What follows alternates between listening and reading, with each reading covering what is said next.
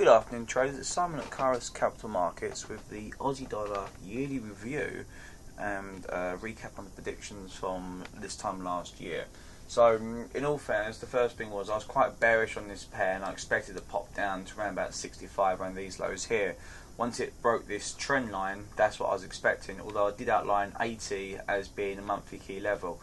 And if you look what happened at 80 here, we actually had a nice pullback, test that, a lot of reversal candles and a breakdown to the downside. Now, to be quite honest, at the moment we are in the middle of nowhere on the other weekly chart, so this could carry on reversing down, don't get me wrong, but that means it's broken out from 77 to the upside already, which means I think it could possibly get back to 80 again for another test of the monthly EMA 80 and this down upward sloping trend line. So like I said, this trend line was in from last year.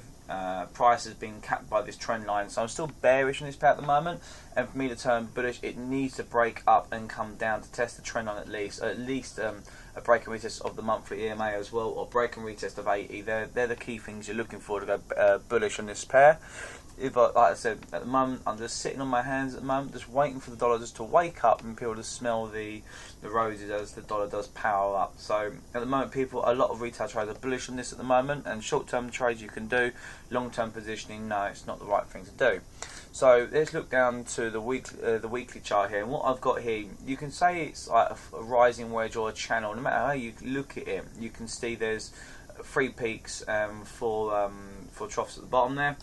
And what I'm looking for now really is this, you see 77 has been broken to the upside again. So we had lots of rejections on 77, we come up, we come down. I was expecting a bit of rejection here, to be quite honest, but last week we just powered up, and that could be a number of reasons, but personally myself, I just think that because everyone's kind of sleeping over the Christmas period, just for the dollars just got a little bit weaker. No one's really buying it at the moment because it's retail traders that are selling it, and we'll see what happens next. So what might happen is another test of 80.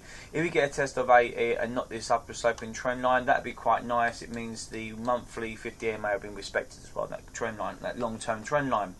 So so this channel here, so we'll turn bearish once this channel is broken to the downside around here somewhere.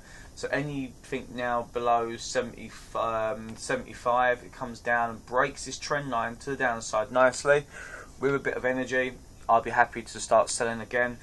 However, it gets up to 80 and put some good reversal candles in here, like we have on the left hand side here, then I'll be happy to sell here as well. So if you can imagine, if you get up to this level here, this would be a very, very nice sell, because you've got there's a good stop there, and if it does break down, you break down quite nicely as a long-term trade there.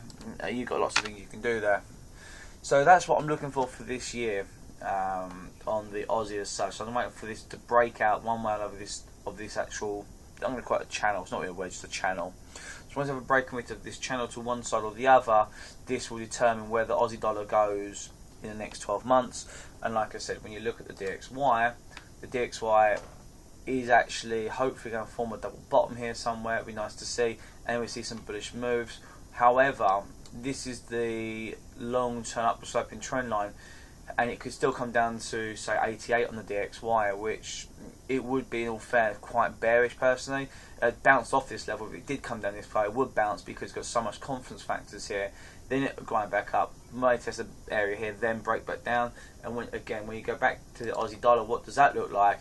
It'd be a move up to 87, 88 area, then come down, test this channel, and then shoot off upwards. That would have been if you'd done that. So for the moment, it's a holding pattern for long-term trades. Short-term trades, there's quite a few opportunities here, but long-term, it's holding. See what happens. I did expect it to break down a bit sooner than this. The dollar's fell asleep for the whole of 2017. It has, in all fairness. Lots of things with the euro has actually helped out as well for the dollar to be asleep. And so yeah, that's what we're looking for. Okay, guys, I hope you had a nice new year, and speak to you.